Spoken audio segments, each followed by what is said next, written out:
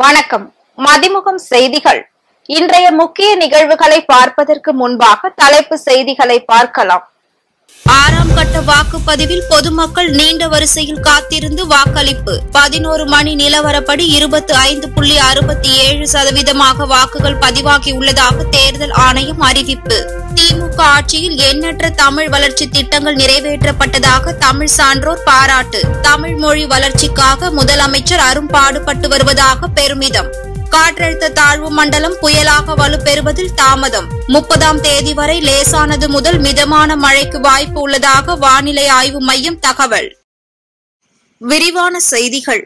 மக்களவை தேர்தலுக்கான 6ஆம் கட்ட வாக்குப்பதிவு காலை 7 மணிக்கு தொடங்கி விறுவிறுப்புடன் நடைபெற்று வருகிறது. மக்களவை தேர்தலுக்கான முதற்கட்ட தேர்தல் கடந்த மாதம் 19ஆம் தேதியும் 2ஆம் கட்ட தேர்தல் கடந்த மாதம் 26ஆம் தேதியும் நடைபெற்றது. கடந்த 7ஆம் தேதி 3ஆம் கட்ட தேர்தலும், கடந்த 13ஆம் தேதி 4ஆம் கட்ட தேர்தலும், கடந்த 20ஆம் தேதி 5ஆம் கட்ட வாக்குப்பதிவும் நடைபெற்றது. அதைத் தொடர்ந்து பீகார், ஜார்க்கண்ட், ஜம்மு காஷ்மீர், ஒடிசா, உத்தரப்பிரதேசம், மேற்கு வங்கம், ஹரியானா மற்றும் டெல்லி ஆகிய 6 மாநிலங்கள் மற்றும் 2 யூனியன் பிரதேசங்களில் உள்ள 58 தொகுதிகளுக்கு 6ஆம் கட்ட வாக்குப்பதிவு நடைபெற்று வருகிறது. காலை 7 மணிக்கு தொடங்கி விறுவிறுப்புடன் நடைபெற்று வரும் மக்களவை தேர்தலுக்கான 6ஆம் கட்ட வாக்குப்பதிவில் பொதுமக்கள், பிரபலங்கள், அரசியல் கட்சி தலைவர்கள் என ஏராளமானோர் நீண்ட வரிசையில் காத்திருந்து வாக்களித்து வருகின்றனர். டெல்லியில் டாக்டர் ராஜேந்திர பிரசாத் கேந்திரியா வித்யாலயா பள்ளி வாக்குச்சாவடியில் குடியரசுத் தலைவர் திரௌபதி முர்மு வாக்களித்தார். காங்கிரஸ் மூத்த தலைவர்களான சோனியா காந்தி மற்றும் ராகுல் காந்தி ஆகியோர் டெல்லியில் உள்ள நிர்மான் பவனுக்கு வருகை தந்து வாக்களித்தனர். புதுடெல்லி மக்களவை தொகுதிக்கு உட்பட்ட வாக்குப்பதிவு மையத்தில் காங்கிரஸ் பொதுச் செயலாளர் பிரியங்கா காந்தி ஜனநாயக கடமையாற்றினார். டெல்லி முதலமைச்சர் அரவிந்த் கெஜ்ரிவால் சிவில் லைன் பகுதியில் வாக்குச்சாவடியில் ஜனநாயக கடமையை ஆற்றினார். கிழக்கு டெல்லி பாஜக எம்பியும் முன்னாள் இந்திய கிரிக்கெட் வீரருமான கௌதம் கம்பீர் டெல்லியில் உள்ள வாக்குச்சாவடியில் வாக்களித்தார். 11 மணி நிலவரப்படி 25.67% வாக்குகள் பதிவாகியுள்ளதாக தேர்தல் ஆணையம் தெரிவித்துள்ளது. பீகாரில் 23.67%, டெல்லியில் 21.69%, ஹரியானாவில் 22.9% வாக்குகள் பதிவாகியுள்ளது. அதேபோல் ஜம்மு காஷ்மீரில் 23.11%, ஜார்க்கண்ட் மாநிலத்தில் 27.80%, ஒடிசாவில் 21.30% வாக்குகள் பதிவாகியுள்ளது. இதற்கிடையே மேற்கு வங்க மாநிலத்தின் பங்குரா மாவட்டம் ரகுநாத்பூர் தொகுதிக்கு உட்பட்ட 5 இவிஎம் மற்றும் விவி-பேட் இயந்திரங்களில் பாஜக என டாக் செய்யப்பட்டிருப்பதாக திரிணாமுல் காங்கிரஸ் புகார் அளித்துள்ளது. தேர்தல் ஆணையம் தலையிட்டு நடவடிக்கை எடுக்க வேண்டும் எனவும் வலியுறுத்தியுள்ளது. முதலமைச்சர் மு.க. ஸ்டாலின் ஆட்சியில் எண்ணற்ற தமிழ் வளர்ச்சி திட்டங்கள் நிறைவேற்றப்பட்டதற்கு தமிழ் சான்றோர் பாராட்டு தெரிவித்துள்ளனர். தமிழ் மொழி வளர்ச்சிக்காகவும் தமிழை ஆட்சி மொழியாக்கவும் முதலமைச்சர் மு.க. ஸ்டாலின் அரசு அரும்பாடுபட்டு வருவதாக தமிழ் சான்றோர் பாராட்டு தெரிவித்துள்ளனர். தமிழுக்கு அருந்தொண்டாற்றி வரும் தமிழ் அறிஞர்களை கண்டறிந்து அவர்களுக்கு விருது வழங்கப்படுகிறது மற்றும் அயலக தமிழர் தின விழா உள்ளிட்ட எண்ணற்ற நன்மை பயக்கும் திட்டங்கள் செயல்படுத்தப்பட்டு வருவதாக தெரிவிக்கப்பட்டுள்ளது. தமிழ்நாட்டில் முதன்முறையாக பார்ப்போற்றும் வகையில் பன்னாட்டு புத்தக கண்காட்சி நடத்தியதும், தமிழ் வழியில் படித்த மாணவர்களுக்கு அரசு பணியில் முன்னுரிமை வழங்கியும், திருக்கோவில்களில் தமிழ் வழிபாட்டினை முன்னிறுத்துவது உள்ளிட்ட எண்ணற்ற தமிழ் பணி திட்டங்களை முதலமைச்சர் மு.க. ஸ்டாலின் நிறைவேற்றியுள்ளதாக பாராட்டு தெரிவித்துள்ளனர்.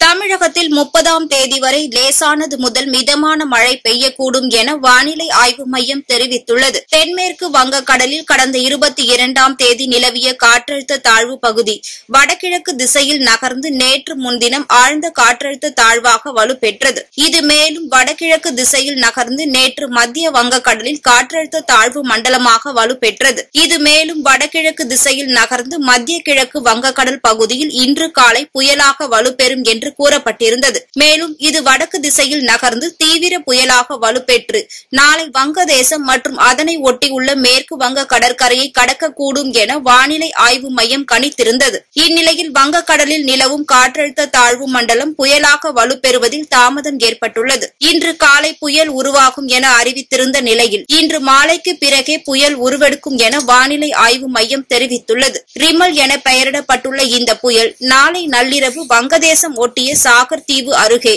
மணிக்கு 135 கிலோமீட்டர் வேகத்தில் கரையை கடக்கும் என வானிலை ஆய்வு மையம் கணித்துள்ளது. இந்நிலையில் தமிழகத்தில் ஓரிரு இடங்களிலும் புதுவை மற்றும் காரைக்கால் பகுதிகளிலும் லேசானது முதல் மிதமான மழை பெய்யக்கூடும் என வானிலை ஆய்வு மையம் தெரிவித்துள்ளது. சென்னை மட்டுமின்றி கனமழை எச்சரிக்கை விடுக்கப்பட்டுள்ள பிற மாவட்டங்களிலும் நடவடிக்கை எடுக்க தலைமை செயலாளர் சிவ்தாஸ் மீனா ஆட்சியர்களிடம் அறிவுறுத்தியுள்ளார். சென்னையில் திடீர் கனமழை பெய்தாலும் வெள்ளம் ஏற்படாமல் தடுப்பதற்கான முன்னெச்சரிக்கை பணிகள் தீவிரமாக நடைபெற்று வருகின்றன. அதேபோல் திருவனந்தபுரம், கொல்லம், ஆலப்புழா, எர்ணாகுளம், கோழிக்கோடு, கண்ணூர், காசர்கோடு ஆகிய 7 மாவட்டங்களுக்கு இன்று மஞ்சள் எச்சரிக்கை கடல் சீற்றமாக காணப்படும் என்பதால் மீனவர்கள் மீன்பிடிக்க செல்ல வேண்டாம் என அறிவுறுத்தல் எச்சரிக்கை விடுக்கப்பட்டுள்ளது.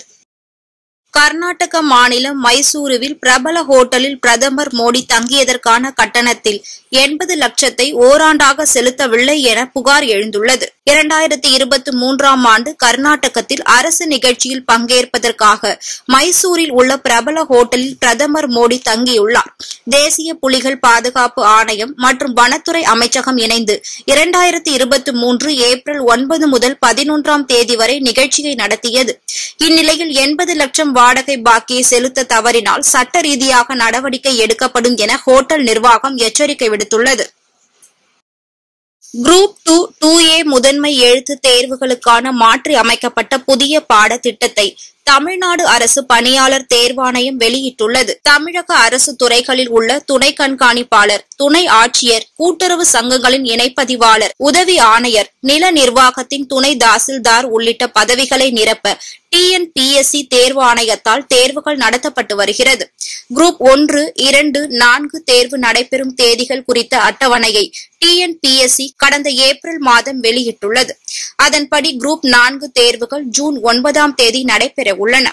குரூப் 1 தேர்வு ஜூலை 13ஆம் தேதியும், குரூப் 2, 2A தேர்வுகள் செப்டம்பர் 28ஆம் தேதியும் நடைபெற உள்ளன. இந்நிலையில் குரூப் 2, 2A தேர்வுகளுக்கான பாடத்திட்டத்தை மாற்றியுள்ளதாக தமிழ்நாடு அரசு பணியாளர் தேர்வாணையம் அறிவித்துள்ளது. www.tnpsc.gov.in என்ற இணையதள பக்கத்தில் புதிய பாடத்திட்டம் குறித்து அறிந்து கொள்ளலாம் எனவும் தெரிவிக்கப்பட்டுள்ளது. திருப்பூர் அருகே தேசிய நெடுஞ்சாலையில் விபத்துக்குள்ளான காரில் இருந்து மூட்டை மூட்டையாக குட்கா பிடிபட்டது குறித்து காவல்துறையினர் விசாரணை மேற்கொண்டு வருகின்றனர். திருப்பூர் மாவட்டம் பெருமாநல்லூர் அருகே வலசபாளையம் பகுதியில் சென்று கொண்டிருந்த கார் டயர் வெடித்து விபத்துக்குள்ளானது. இதனால் காருக்கு பின்னாடி வந்த பேருந்து, கார் என அடுத்தடுத்து ஏற்பட்ட விபத்தில் நெடுஞ்சாலையில் வாகனங்கள் செல்ல முடியாத நிலை ஏற்பட்டது. தகவலின் பெயரில் வந்த காவல்துறையினர் விபத்துக்குள்ளான காரில் இருந்து தடை செய்யப்பட்ட குட்கா பாக்கெட்டுகளை கைப்பற்றி இதுகுறித்து விசாரணை மேற்கொண்டு வருகின்றனர். வேலூர் மாவட்டம் குடியாத்தம் அருகே செம்மரக்கட்டை கடத்த முயன்றவரை காவல்துறையினர் கைது செய்தனர். காப்புக்காட்டில் செம்மரங்களை வெட்டி பதுக்கி வைத்திருப்பதாக ரகசிய தகவலின் பெயரில் கள்ளப்பாடி முதலியார் ஏரியில் குடியாத்தம் வனத்துறையினர் தீவிர சோதனை மேற்கொண்டனர். அப்போது செம்மரத்தை வெட்டி கடத்துவதற்காக பதுக்கி வைத்திருந்த வாணியம்குளம் பகுதியைச் சேர்ந்த முனிராஜ் என்பவரிடம் இருந்து 800 கிலோ எடை கொண்ட செம்மர கட்டைகளை பறிமுதல் செய்த வனத்துறையினர் அவரை கைது செய்து விசாரணை மேற்கொண்டு வருகின்றனர். திண்டுக்கல் மாவட்டம் கொடைக்கானல் நட்சத்திர ஏரியில் நடைபெற்ற படகு போட்டியை சுற்றுலா பயணிகள் ஆர்வத்துடன் கண்டு ரசித்தனர். கொடைக்கானலில் கோடை விழா மற்றும் 61வது மலர் கண்காட்சி நடைபெற்றது. இதனை அடுத்து சுற்றுலா பயணிகளை மகிழ்விக்கும் விதமாக தினந்தோறும் விளையாட்டுப் போட்டிகள், கலை நிகழ்ச்சிகள் ஆகியவை நடைபெற்று வருகிறது. கடந்த 21ஆம் தேதி நட்சத்திர ஏரியில் படகு போட்டி நடைபெற இருந்த நிலையில் தொடர் மழை காரணமாக படகு போட்டி மாற்றி அமைக்கப்பட்டது. அதனைத் தொடர்ந்து நட்சத்திர ஏரியில் சுற்றுலா பயணிகள் மற்றும் பொதுமக்கள் கலந்து கொள்ளும் விதமாக படகு போட்டி நடைபெற்றது. ராணிப்பேட்டை மாவட்டம் மாந்தாங்கல் பகுதியில் அமைந்துள்ள அருள்மிகு ஸ்ரீ திரௌபதி அம்மன் திருக்கோவிலில் 27ஆம் ஆண்டு 6 படை புனித யாத்திரை செல்லும் முருக பக்தர்களின் பால்குட நிகழ்வு வெகு விமர்சையாக நடைபெற்றது.